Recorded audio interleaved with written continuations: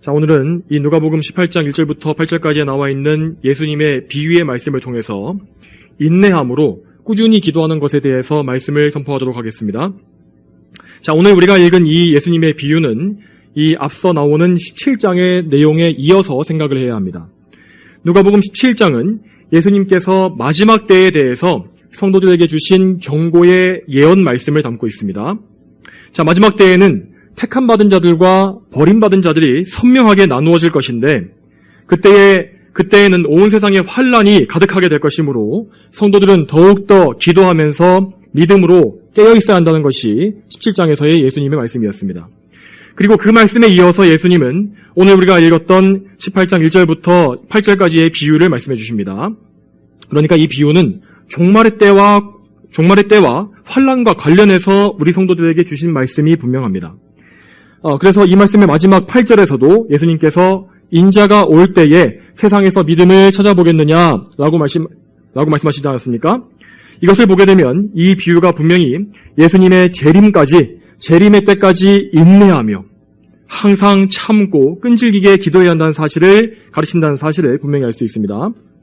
자, 1절에서 예수님께서는 항상 기도하고 낙심하지 말라고 말씀하셨습니다. 이 항상 기도하라는 말씀은 그냥 그저 깨어있는 시간 동안에 내내 기도만 하고 있어라 라는 뜻이 아닙니다. 이 말씀은 우리가 언제나 하나님께만 소망을 두고 살아야 한다는 것과 또한 항상 매일마다 규칙적으로 기도의 시간을 내어서 습관적으로 기도해야 한다는 사실을 의미하는 것입니다. 항상 기도하고 낙심하지 말라는 말씀은 예수님의 재림을 바라보며 살아가는 신약시대 성도가 가져야 할 기도의 자세를 말해주는 것입니다. 여러분, 예수님께서 예수님께서 처음 이 세상에 오신 지가 벌써 2000년이 넘게 지났습니다. 그래서 너무 많은 시간이 지나다 보니까 이 세상은 재림을 기다리고 있는 성도들을 비웃고 있습니다. 언제 너희 주님이 오시겠느냐 하면서 비웃고 있습니다. 또한 많은 교회들조차도 이제는 예수님의 재림에 대해서 예전만큼 그렇게 간절한 소망을 품고 있지 않은 것처럼 보입니다. 물론 우리는 예수님께서 언제 다시 오실지를 정확하게 알진 못합니다. 그리고 앞으로 재림까지 남아있는 시간들은 분명히 우리 성도들에게는 점점 더 어렵고 힘든 때가 될 것이 분명합니다. 하지만 여러분, 예수님의 말씀대로 우리는 항상 기도하고 낙심하지 말아야 합니다.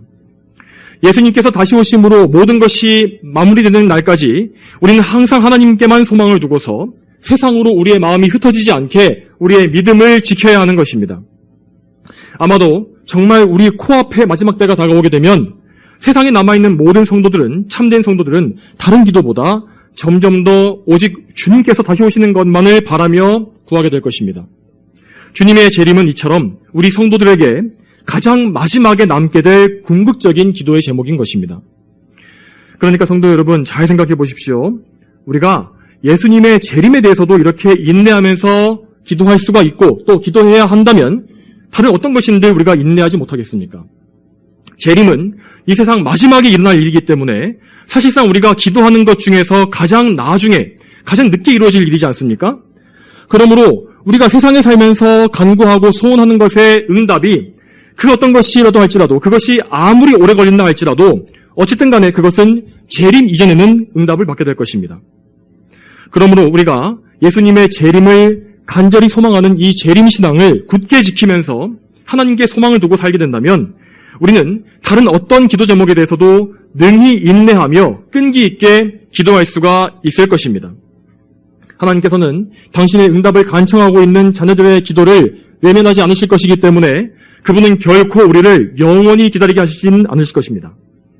마가복음 11장 24절에 너희가 기도하고 구하는 것은 무엇이든지 너희가 받은 줄로 믿어라. 그러면 너희에게 이루어질 것이다 라고 하셨습니다. 이 말씀과 같이 우리는 하나님의 뜻대로 구하기만 한다면 그 무엇이든 응답받을 것을, 이미 응답받은 것을 확신하고 인내하며 끈기 있게 기도할 수 있어야 할 것입니다. 자, 그러면 이제 먼저 오늘 본문 전체를 다 살펴보면서 예수님께서 알려주신 기도의 교훈이 무엇인지를 먼저 생각해 보도록 하겠습니다. 예수님께서는 여기에서 한 재판관에 대해서 말씀하셨습니다. 이 재판관은 하나님을 두려워하지 않고 사람을 존중하지 않는 사람이라고 하였습니다. 자, 그는 재판관으로서 사람들에게 법을 집행할 권세를 가지고 있었고, 그리고 그 권세는 다른 사람이 아니라 하나님께로부터 받은 것이었습니다.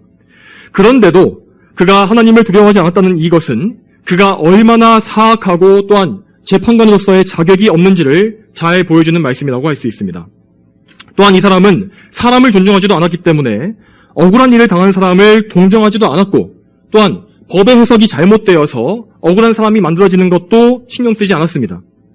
이 본문엔 나오지 않지만 그는 분명히 재판에 대해서 뇌물을 받아서 챙겼을 것입니다. 또한 그의 권세를 이용해서 사람들 위해서 군림하면서 자기를 유익하게 하는 일에 재판관이라는 자리를 썼을 것이 분명합니다. 자, 그런데 이 불의한 재판관이 담당하고 있었던 성읍에 살던 한 과부가 그 재판관에게 어느 날부터 계속 찾아가서 말하기를 저의 대적에게서 저의 억울함을 풀어주십시오라고 말했다는 것입니다. 이 고대 사회에서는 이 남성들이 대부분의 경제 생활을 담당했기 때문에 이 남편을 잃어버린 과부는 가장 사회에서 가난하고 힘들고 외로운 그런 계층이었습니다. 이 과부는 분명히 억울하고 악한 일을 당했습니다. 그래서 그 억울한 일을 그렇게 당하게 한 사람을 벌 주는 것이 법의 정의였던 것입니다. 그렇지만 과부는 정식으로 소송을 제기하거나 자기를 변호해줄 사람을 구할 만한 돈이 없었기 때문에 이 재판장의 집에 직접 찾아가서 자신의 억울함을 말했던 것입니다. 문제는 이 마을의 재판관에게 공의로움이나 자비심이 아예 없다는 사실이었습니다. 또한 과부에게서는 어떤 뇌물을 받을 만한 기대도 할 수 없었기 때문에 재판관은 한동안에는 그녀의 말을 완전히 무시한 채로 시간을 보냈습니다. 그렇지만 과부는 절대 포기하지 않았고 계속해서 재판관에게 찾아가서 그를 매우 성가시게 하면서 똑같은 탄원을 반복했습니다. 이렇게 되자 재판관은 생각했습니다. 4절부터 5절에 내가 비록 하나님을 두려워하지 않고 사람을 존중하지 않으나 이 과부가 나를 귀찮게 하니 내가 그 여자의 억울함을 풀어주어야겠다. 그렇지 않으면 그 여자가 끝까지 와서 나를 괴롭힐 것이다. 이 사람은 자기 자신이 말했던 대로 그런 것처럼 하나님과 사람을 신경 쓰지 않는 사람이었습니다. 그렇지만 반대로 자기 자신은 정말 끔찍이도 사랑하는 사람이었습니다. 그래서 그는 그 자신을 위해서 또 성가시고 귀찮은 문제를 더 이상 겪지 않으려는 그 목적으로 그 여자의 억울함을 풀어주어야겠다고 생각했던 것입니다. 이렇게 돼서 이 과부는 자기의 탄원에 대한 응답을 받았고 억울함을 풀게 되었던 것입니다. 예수님은 이 재판관의 생각, 이 말을 잘 들어보라고 하시면서 이렇게 말씀하십니다. 7절과 8절에 하나님께서 자신에게 밤낮 부르짖는 택하신 자들의 억울함을 풀어주지 않고 그들을 오래 버려두시겠느냐. 내가 너희에게 말하니 하나님께서 그들의 억울함을 속히 풀어주실 것이다. 우리는 예수님의 이 말씀을 정말 귀 기울여 들어야 합니다. 예수님께서 저 악한 재판관을 하나님과 비교하는 이 비유에 등장시키신 이유는 그가 하나님과 비슷해서가 아닙니다. 그가 오히려 하나님과 완벽하게 상반되는 정말 나쁜 재판관이었기 때문입니다. 이 악한 재판관과는 다르게 하나님께서는 완전히 공의로우시고 사랑과 자비가 무한하신 재판관이십니다. 그분은 우리가 하나님께 탄원하기도 이전에 이미 우리의 사정을 다 아시고 또한 이미 그 전에 선악간의 모든 것을 완벽하게 판단하시는 공의로우신 재판관이십니다. 또한 하나님은 절대 죄악을 덮어놓고 간과하시는 그런 불의한 분이 아니십니다. 죄에 대해서는 반드시 그 대가를 요구하시는 것이 하나님의 공의입니다. 그러므로 우리가 만일 어떤 악인에게 해를 당하거나 마귀의 시험을 당할 때에 그런 불의한 일을 당할 때에 그분의 공의를 구하게 되면 하나님은 반드시 우리의 마음을 평안케 하시며 악에 대한 공의로운 판결을 내려주실 것입니다. 설령 우리가 이 땅에 사는 동안에 악인들이 심판받는 것을 보지 못할 수도 있습니다. 그렇지만 심판주이신 예수님께서 오셨을 때에 그 심판주 앞에서 악인들은 결코 도망가거나 변명하지 못할 것입니다.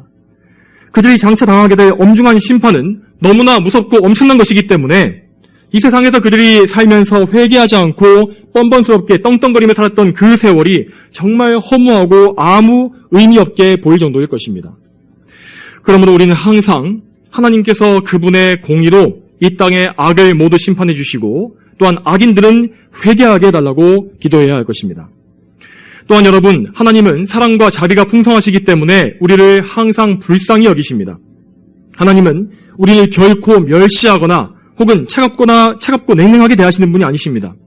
우리가 그분께 나아가서 간절히 구하고 눈물을 흘릴 때 하나님은 참으로 언제나 우리를 향해서 마음이 움직이시는, 마음이 동하시는 은혜의 하나님이십니다. 그러므로 우리는 하나님의 무한한 은혜와 이 사랑에 의지함으로써 끈기 있게 기도할 그 동기를 찾을 수가 있는 것입니다. 여러분 항상 기도하십시오. 먼저는 불의한 우리에게 사랑을 베푸신 하나님의 은혜에, 그 은혜에 감사의 기도를 항상 올리시기 바랍니다. 공의의 하나님께서 우리를 심판하지 아니하시고 받아주실 수 있는 유일한 이유는 죄인인 우리들에 대한 하나님의 공의가, 그 공의가 예수 그리스도 안에서 이미 만족되었기 때문입니다. 예수 그리스도는 하나님의 사랑과 공의, 이 두 가지를 함께 이루시기 위한 하나님의 놀라운 지혜입니다. 그러므로 기도할 때 우리는 오직 예수님을 통해서 죄인인 우리가 의롭다고 여김받으며 하나님께 나아갈 수 있다는 이 진리, 이 사실을 굳게 믿어야 합니다. 그리고 또한 우리에게 예수님을 보내주신 하나님의 사랑 역시 항상 감사하면서 그 사랑에 대해서 신뢰해야 합니다. 그러한 믿음이 있어야만 우리는 기도를 꾸준히 할 수 있으며 인내하면서 기도를 포기하고 싶은 유혹을 이겨낼 수가 있는 것입니다. 자, 오늘 이 비유에서 예수님은 우리가 이 과부와 같이 포기하지 않고 끈질기게 기도할 것을 우리에게 명하고 계십니다. 자, 여러분, 그러면 우리가 이처럼 인내하며 끈질기게 기도해야 할 이유가 무엇일까요? 왜 하나님께서는 그냥 모든 기도를 단번에 응답해 주시지 않고 우리에게 인내하게 하시는 것일까요? 자, 물론 하나님께서는 전능하신 분이시기 때문에 우리의 모든 기도를 그냥 즉시 응답해 주실 수 있는 분이십니다. 사실 그분은 우리의 삶에서 일어난 모든 일들, 모든 사건들을 다 이미 그분께서 미리 정하신 것이기 때문에 우리가 뭔가를 간청하기도 전에 모든 것을 다 완벽하게 채워주실 수 있는 그런 분이십니다. 하지만 여러분, 만일 하나님께서 그렇게 모든 것을 다 채워주시는 방향으로만 우리를 인도하시게 된다면 우리는 이 땅에 살지 못할 것입니다. 이 땅에는 완벽한 것이나 완성이 없기 때문입니다. 그렇게 되면 모든 성도들은 예수님을 믿어서 구원받는 즉시 이 세상을 떠나서 천국에 들어가야 하지 않겠습니까? 자, 여러분, 하나님께서 기뻐하시는 것, 하나님께서 우리 성도들에게 기뻐하시고 원하시는 뜻은 우리가 거듭난 이후에도 하나님께서 정하신 우리의 인생 동안, 이 기간 동안 이 세상에 살면서 죄와 싸우고 점점 더 거룩해지며 하나님을 경외하게 되는 것, 그것입니다. 그러므로 우리가 끈질기게 기도해야 하는 이유, 인내로 믿어야 하는 그 이유는 무엇보다 하나님께서 그것을 기뻐하시기 때문입니다. 우리가 하나님께 기도할 수 있는 이유는 오직 그분께서 우리를 구원해 주셨기 때문입니다, 여러분. 자, 그러면 우리가 지은 죄에 대한 책임이 하나님께 전혀 없음에도 불구하고 하나님께서 굳이 우리를 구원해 주신 이유가 무엇일까요? 그것은 하나님께서 그분의 택하신 백성, 우리들을 그분의 거룩한 소유로 삼으셔서 우리를 통하여서 영광과 찬송을 받으시기 위함이었습니다. 그래서 하나님께서는 당신께서 직접 구원하시고 값주고 사신 그 백성들이 하나님 앞에 나와 기도를 올릴 때에 그 기도를 그저 밍숭맹숭하게 들으시는 것이 아니라 정말 좋은 향기와 같이 기쁘게 연락하신다고 말씀하십니다. 요한계시록 5장 8절에서 성부 하나님과 어린 양, 성자 예수님 앞에 향이 가득한 금 그릇이 바쳐지는 모습이 나옵니다. 그리고 그 귀한 금 그릇에 담겨있는 향은 성도들의 기도라고 분명히 기록되어 있습니다. 성도들의 참된 기도는 예수 그리스도의 중보하심을 통해서 귀한 금 그릇에 담긴 향과 같이 거룩하고 완전해집니다. 예수님의 중보하심은 우리의 불완전한 기도를 거룩하신 하나님께서 받으시기에 합당하도록 만들어주시기 때문에 거룩하신 하나님께서는 성도들의 기도를 참으로 향기롭게 여기시며 기뻐해 주시는 것입니다. 마치 아름다운 꽃의 향기가 우리를 참 기분 좋게 만드는 것처럼 구원받은 성도들의 모든 기도는 하나님을 기분 좋으시게 하고 영화롭게 만듭니다. 그러므로 우리는 기도의 끈을 놓지 아니하고 모든 것에 대하여서 항상 꾸준히 기도하고 탄원하는 삶을 살아야만 하는 것입니다. 또한 여기 한 가지 더해서 우리가 끈질기게 기도해야 되는 이유는 우리 안에 여전히 죄성이 남아있기 때문입니다. 이에 대해서 이 존 라일 주교는, J.C. 라일 주교는 기도와 우리 죄의 관계에 대해서 이렇게 말했습니다. 기도하는 것과 죄를 짓는 것은 결코 한 마음에서 같이 할 수 없습니다. 기도는 죄를 소멸하고 죄는 기도를 질식시킵니다. 자, 우리는 이 세상에 사는 동안에 항상 우리 안에 여전히 죄악된 본성이 남아있다는 사실을 명심하고 이 죄성을 경계해야 합니다. 지난 주일날에 양승훈 목사님을 통해서 이 로마서 강해에서 우리의 두 본성 사이에서 벌어지는 싸움에 대해서 여러분 다 들으셨을 것입니다. 우리가 기도하는 것은 이 성령께서 우리를 거듭나게 하심으로 우리 안에 신생한 처음 태어나게 된 새 사람이 하는 활동입니다. 반면에 여전히 우리 속에 남아있는 옛사람, 죄악된 본성은 우리가 하나님을 섬기지 못하게 하고 세상과 육신의 일을 따라가게 만듭니다. 우리가 꾸준히 기도해야 하는 이유가 바로 여기에 있습니다. 우리가 인내심을 잃어버리고 기도에 실증을 내게 된다면 우리 안에 분명히 이 죄성이 다시 한번 살아나게 되고 거룩함과 경건함이 없어지게 될 것입니다. 사실 여러분, 우리가 삶 속에서 정욕에 빠지게 되고 옛사람의 기질이 폭발되는 그런 때는 대부분 다 우리에게서 기도가 끊어졌을 그때입니다. 기도가 없어지면 자연스럽게 옛사람의 본성이 나오게 되기 때문입니다. 하나님 앞에 참된 기도를 열렬히 드리고 있는 사람이 동시에 죄를 사랑하고 있을 수는 없는 것입니다. 그러므로 우리는 항상 기도하고 끈질기게 하나님께 매달리는 일을 언제나 잘해야 하는 것입니다. 또한 세 번째 이유, 그러니까 우리가 끈질기게 기도해야 될 이유 중에 세 번째는 우리에게 늘 결핍과 필요함이 많기 때문입니다. 이 세상 사람들은 이 돈만 있으면, 돈만 많으면 모든 것을 다 살 수 있다고 말합니다. 뭔가를 구할 수 없으면 돈이 부족한 것이다라고 말하는 그런 농담도 있습니다. 하지만 여러분, 우리는 그 말이 절대 사실이 아니라는 것을 잘 알고 있지 않습니까? 이 세상에서 가장 부유한 재벌들, 엄청난 부자들도 병 하나를 고치지 못해서 죽어나가는 경우가 너무나 많고 그들의 인생을 더 늘리지를 못합니다. 또한 그들 역시 자식 문제로 골머리를 앓거나 또한 사업에서 큰 실패를 하거나 또한 불의의 사고로 죽는 그런 일도 너무나 많이 있습니다. 여러분, 죄를 지어서 인간이 에덴 동산에서 쫓겨난 이후에 우리 모두에게는 정말로 모든 것이 다 부족하게 되었습니다. 그렇기 때문에 우리 성도들 역시 이 세상에 사는 동안에는 날마다 많은 부족함과 결핍을 경험할 수밖에 없습니다. 그 결핍이 큰 것이든지 작은 것이든지 우리는 우리의 필요를 다 채울 수가 없고 또한 때로는 정말 끈질긴 기도 없이는 도저히 헤쳐나갈 수가 없는 크나큰 문제에 부딪힐 수도 있습니다. 이럴 때 만일 우리의 기도가 느슨해지게 되면 금세 온갖 생활의 염려가 우리를 사로잡게 될 것입니다. 또한 우리가 닥친 문제가 크면 클수록 더 큰 근심이 우리를 압도해서 모든 평안과 기쁨을 다 앗아가 버릴 것입니다. 그렇기 때문에 우리는 항상 기도하며 하나님께 의지해야 하는 것입니다. 우리의 기도 생활에는 인내와 끈기가 반드시 필요합니다. 오늘은 기도했는데 내일은 기도가 끊어져 버리고 느슨해져 버리고 영적으로 풀어헤쳐져 버리는 그런 일들이 계속해서 반복되어서는 안 될 것입니다. 여러분, 참으로 하나님께만 모든 소망을 두시고 하나님께만 우리의 도움이 있다는 사실을 신뢰하시기 바랍니다. 자신의 모든 것을 하나님께 의뢰하는 사람은 항상 하나님 안에서 만족을 누릴 수 있을 것이고 또한 그분께서 직접 공급하시는 모든 것들로서 풍성한 감사가 넘치게 될 것입니다. 여러분, 그러면 우리가 인내하며 이렇게 끈질기게 기도 생활을 해나갈 때에 얻을 수 있는 유익은 또 무엇이 있을까요? 자, 먼저 우리는 첫 번째 유익으로서 끈질긴 기도 생활을 통해서 영적으로 단련되며 더욱더 거룩한 성도가 될 수가 있습니다. 물론 인내하며 기도하는 과정은 대단히 힘들고 어렵습니다.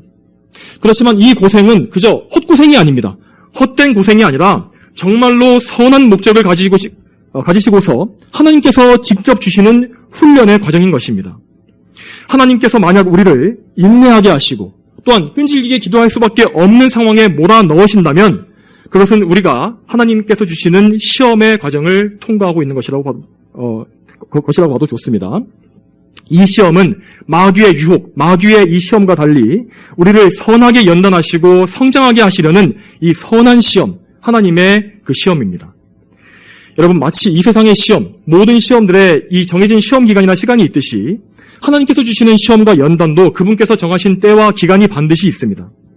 우리가 하나님의 섭리에 순종하면서 또한 믿음으로 그 기간을 기도하면서 인내한다면 우리는 반드시 그 기간이 끝난 이후에는 영적으로 한층 더 성장하게 되고 더욱더 성숙한 믿음을 가지게 될 것입니다. 또한 여러분, 또다시 유익에 대해서 살펴볼 때에 우리가 인내하면서 기도한 끝에 얻게 된 응답은 쉽게 얻은 응답보다 훨씬 더 큰 기쁨을 우리에게 줄 것임을 우리는 믿을 수 있습니다. 이 잠언 13장 12절에 소망이 늦어지면 마음이 상하지만 성취된 소원은 생명나무이다 라고 말씀하셨습니다.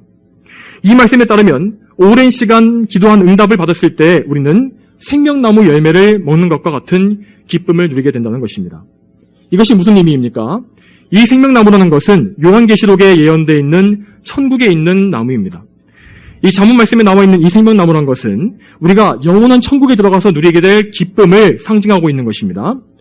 자, 여러분, 인내하며 기도하는 것은 정말 대단히 힘들고 마음을 상하게 만드는 일이기는 합니다. 그렇지만 하나님께 이렇게 끈질기게 매달린 후에 그렇게 그 과정을 거치고서 소망이 성취된다면 우리는 참으로 하나님께서 우리와 함께 하신다는 그 사실을 어느 때보다 더 명확하게 알게 될 것입니다. 우린 이렇게 하나님의 도우심과 임재하심을 경험하게 될 때에 그때에 장차 천국에서 우리가 그분과 함께 누리게 될 영원한 그 기쁨을 지상에서도 조금은 맛볼 수 있을 것입니다. 그러므로 잠언의 말씀은 이 성취된 소원, 이것을 가리켜서 생명나무라고 부르는 것입니다. 또한 여러분, 우리는 끈기 있는 기도를 통해서 앞으로 우리에게 다가오게 될 시련 가운데 또한 보호를 받게 될 것입니다. 요한계시록 3장 10절에 우리 예수님께서는 이 환난 중에 있는 성도들에게, 특히 빌라델비아 교회 사람들에게 이렇게 말씀하셨습니다. 네가 나의 인내의 말을 지켰으니 나도 너를 지키어 땅에 있는 자들을 시험하기 위하여 온 세상에 임할 시험의 때를 면하게 하겠다. 여러분, 우리가 앞으로 얼마나 큰 시련을 당하게 될지는 모르지만 이 세상은 분명히 점점 더 죄악이 가득해지고 또한 교회를 핍박하는 시대로 흘러가게 될 것입니다. 그래서 오늘 본문에서도 예수님께서 그러나 인자가 올 때에 세상에서 믿음을 찾아보겠느냐라고 말씀하신 것입니다. 예수님께서 다시 오실 때에 그때는 정말 참된 믿음을 찾아보기 힘들 만큼 정말 세상이 극한 타락과 성도들에 대한 핍박으로 가득 차게 될 것입니다. 그러므로 지금 아직 환난이 닥치지 않은 이때에 비교적 작은 어려움을 당하고 그 안에서 인내하고 기도하는 것은 장차 올 더 큰 환난을 대비할 훈련이라고 우리는 볼 수 있는 것입니다. 우리가 이렇게 삶의 모든 상황 속에서 인내하며 하나님을 붙잡는다면 장차 이 세상에 더욱더 큰 시험의 때가 임할 때에도 하나님께서는 그때에도 우리를 보호해 주셔서 그 시험 중에서 우리가 해를 당하지 않도록 보호해 주실 것입니다. 그리고 그렇게 끝까지 인내해서 하나님을 붙잡았던 그런 믿음의 성도들은 마침내 승리하게 될 것이고 저 천국에 올라가서 안식하게 될 것입니다. 요한계시록 14장 12절에 성도들의 인내가 여기 있으니 그들은 하나님의 계명들과 예수님께 대한 믿음을 지키는 자들이다 하였고, 이어서 13절에는 그들의 수고를 끝내고 안식할 것이니 그들의 행위가 그들을 따를 것이기 때문이다 라고 하셨습니다. 여러분, 우리가 마침내 승리해서 천국에 들어가게 되면 거기에서는 더 이상 수고도 없을 것이고 한숨과 탄식도 없을 것입니다. 거기에서는 더 이상 인내해야 될 필요도 없을 것입니다. 그곳에서 우리는 하나님을 완전히 사랑하면서 아무 죄나 방해 없이 완벽하게 사랑하면서 우리 주 예수님과 함께 영원한 기쁨과 복락, 영광을 누리게 될 것입니다. 그러므로 우리가 지금 세상에서 겪고 있는 잠깐의 고난과 인내는 결코 길거나 영원한 것이 아닙니다. 우리가 앞으로 누리게 될 영원한 삶에 비하면 지금의 어려움은 정말 잠깐일 뿐입니다. 저 천국의 큰 영광은 이 세상의 모든 인내와 수고를 다 잊어버리게 만들 만큼 너무나 크고 놀라울 것입니다. 그러므로 성도 여러분, 오늘도 계속해서 이 소망을 바라보시면서 꾸준히 인내하며 기도하기를 힘쓰시기 바랍니다. 끈기 있게 기도하는 일은 다시 말씀드리지만 매우 어려운 일이지만 그 일은 하나님을 정말 크게 기쁘시게 하는 일이기 때문에 분명 하나님께서는 그 모든 일에 대해서 장차 우리에게 큰 상급을 주실 것이고 이 땅에서도 많은 기쁨을 주실 것입니다. 여러분이 만일 기도하시는 중에 몸과 마음이 지치신다면 그 지친 것까지도 하나님께 다 아뢰시길 바랍니다. 제가 지쳤다고 하나님 저에게 힘을 달라고 기도하십시오. 그러면 하나님께서 여러분에게 새로운 힘을 주실 것이고 더욱더 기도할 수 있도록 능력과 은혜를 베풀어 주실 것입니다. 오늘도 우리 모두가 하나님께서 주시는 힘과 능력으로 이 시간에도 끈기 있게 기도하는 기도의 사람들이 되기를 축복합니다. 다 함께 기도하시겠습니다. 거룩하신 아버지 하나님, 오늘도 누가복음의 거룩한 말씀을 통하여서 우리가 인내로서 믿으며 또한 끈기 있게 기도해야 할 이유에 대해서 예수님께 말씀을 듣게 하시니 참으로 감사드립니다. 하나님 아버지, 참으로 저희가 이 거룩한 말씀을 하나님의 말씀으로 듣길 원하며 또한 저희의 마음속에 성령께서 역사하셔서 참으로 저희가 기도를 기뻐하고 끈기 있고 끈질기게 인내하며 기도할 수 있도록 도와주시기를 원합니다. 저희 평생에 저희가 기도하게 해주시옵소서. 저희가 언제나 기도하며 하나님을 붙잡게 해주시고 하나님께 모든 소망을 두며 하나님께로부터 우리의 모든 도움과 우리의 구원이 나온다는 사실을 믿음으로 의지하게 하여 주시옵소서. 오늘 기도하는 시간에도 저희와 함께 해주시기를 소망하며 예수님의 이름으로 기도 올립니다. 아멘.